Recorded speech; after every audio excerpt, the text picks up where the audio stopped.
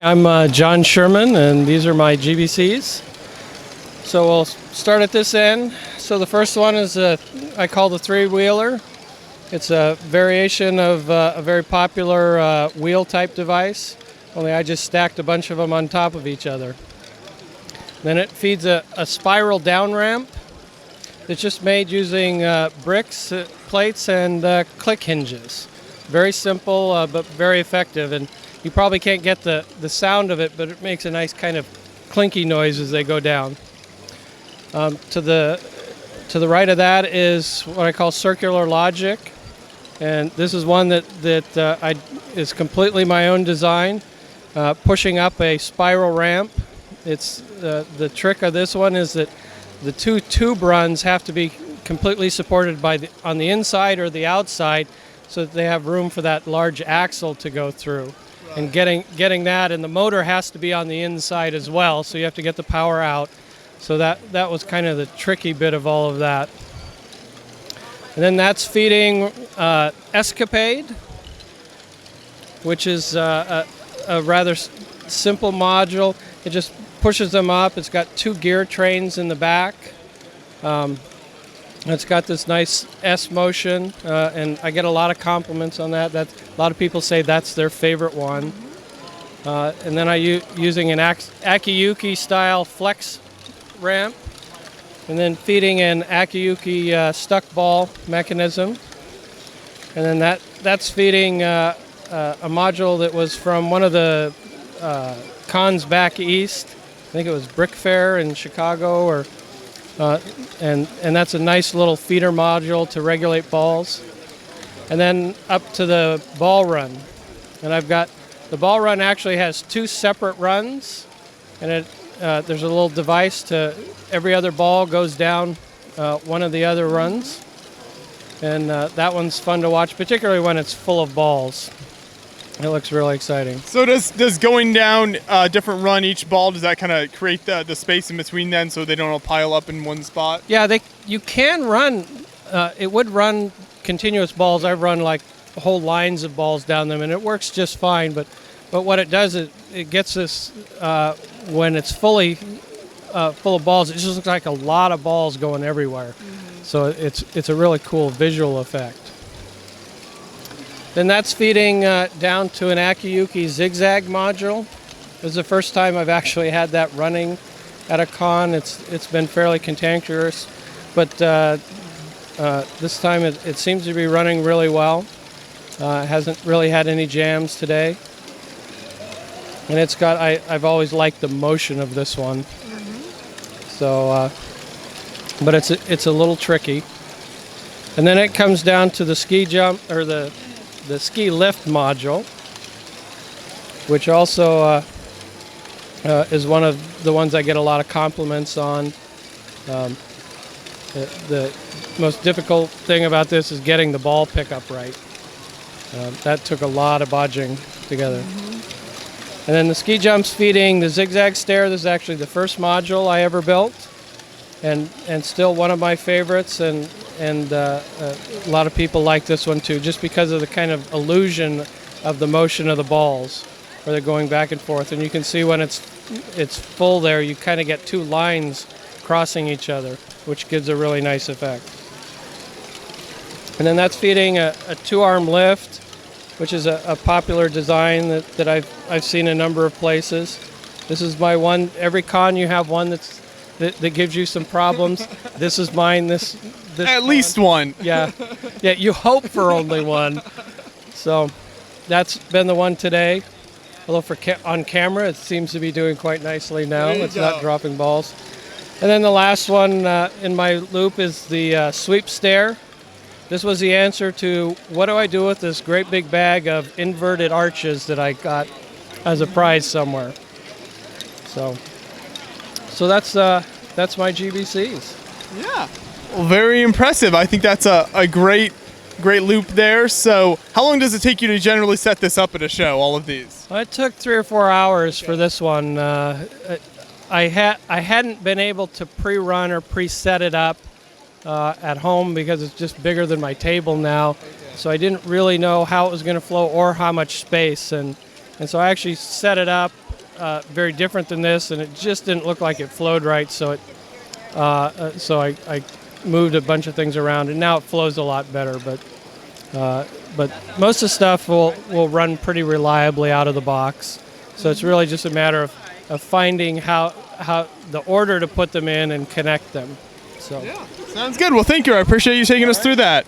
Thank you. So now we're going to move on to another set of modules here. So if you want to give us your name and then kind of take us through the display here. Sure, I'm Kevin Mitcham, and this is sort of my little sub-loop of the ball contraption here. Starting off with a simple push arm that my wife has done, that we've had some interesting stuff there. It only does about one ball at a time, so there's about a dead space in there.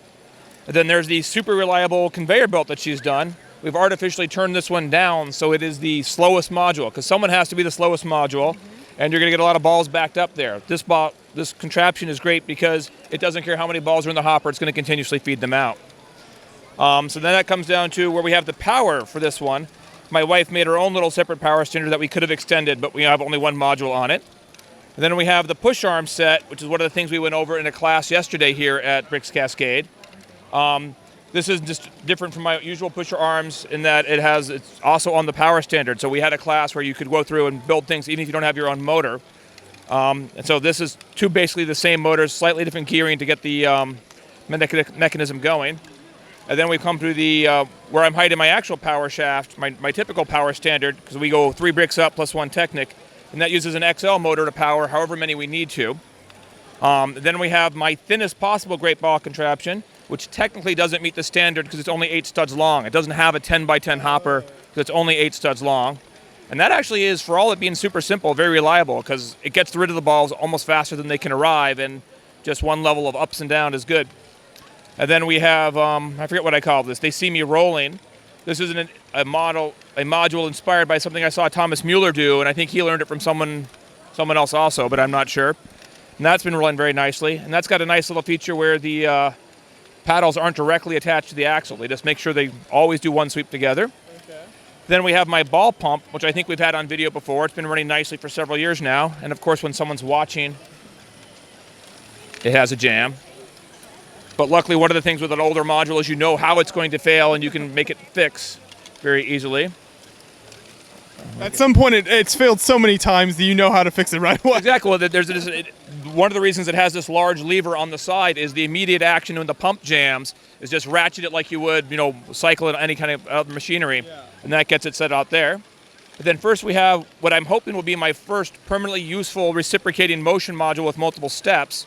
In that it was something I learned off of the Mako Arts YouTube channel. They had some directions on, they gave me some insight. I didn't use their actual module, but I was inspired by it and got some things that's been working just fine all weekend, or so far this weekend. It is still just Saturday.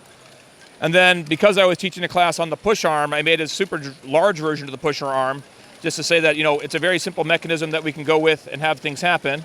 And now we're getting to the train station, which is apparently having lots of trouble since you arrived. I'm having trouble with the battery pack. Because as the batteries wear down, the amount of energy in the train changes. So we're going to try to tweak that a little bit here. Because there's a sweet spot where the train is going fast enough to actually make it around at a reasonable time, but not too fast. Yeah, there we go. That's the problem. But this is my first train running the whole time on the trains. Back at BrickCon, I'm in a collaboration with Justin, I forget his last name, and he has a proper radio-controlled train that knows where it is and knows when to slow down, and I'm not using these mechanical stops. The train feeds around to another circular lift arm, which just picks things up, and that's also slightly geared down to make it a slow spot so we don't overload some of the ones that don't handle backups very well. And followed by a sideways conveyor belt coming down the chute, which will hopefully not leak while we're watching. And the sideways conveyor belt, this is another one that has trouble. Although you would think that the balls are wide enough or small enough to always fall down between these holes, sometimes they don't.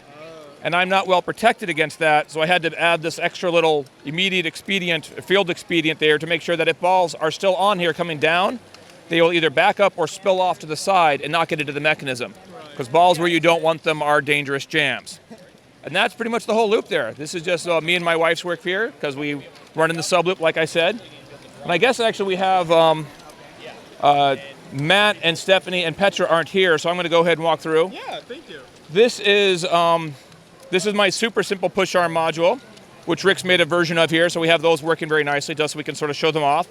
And then this is another family out from Idaho, and this is I think their first convention, certainly their first GBC convention. Okay. And they made a couple of really beautiful modules that had never tried running for 4 hours before. But I believe just Petra, the 9-year-old, made this conveyor belt, which is just running rock solid. And I'm going to show off on her behalf, and I think this is smart. You can see where the axle peg's in. They can change the elevation that you get out of this conveyor belt just by moving where the axle is. So it can either be super steep or nice and gentle. And I think that's brilliant.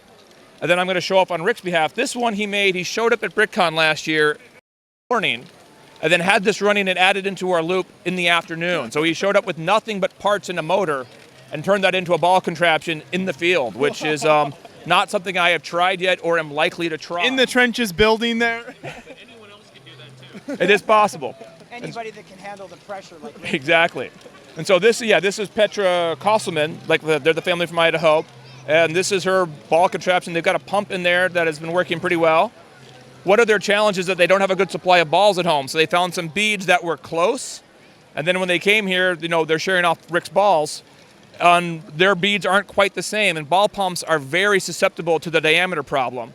And so they had some immediate rework to be done. But it's both lovely and functional, which is always a great combination for a ball contraption. Yeah, so it's kind of almost a whole building there. You even got minifigs and stuff involved along with the whole ball contraption stuff. Right. And they got the whole roller coaster action for the balls to go on, which is something I keep meaning to do. But since John does it so well, I haven't tried up in Seattle.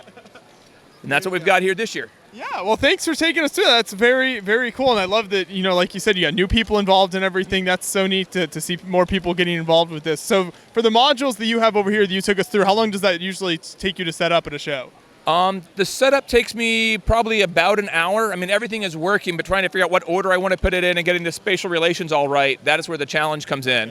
And particularly in this time, I've never had to run my own train before. Like I said, I've been mooching off of either Jason up at BrickCan in Vancouver, and then off of Justin at BrickCon. And so trying to figure out how I wanted to get the train set up and how I'm going to connect everything. Because I don't have a table this big at home. So I've never actually done the full setup to know how it's all going to work. Okay, well, yeah, very impressive. I think it all turned out great. So thank you. I appreciate you taking us through that. You're quite welcome. Nice talking to you.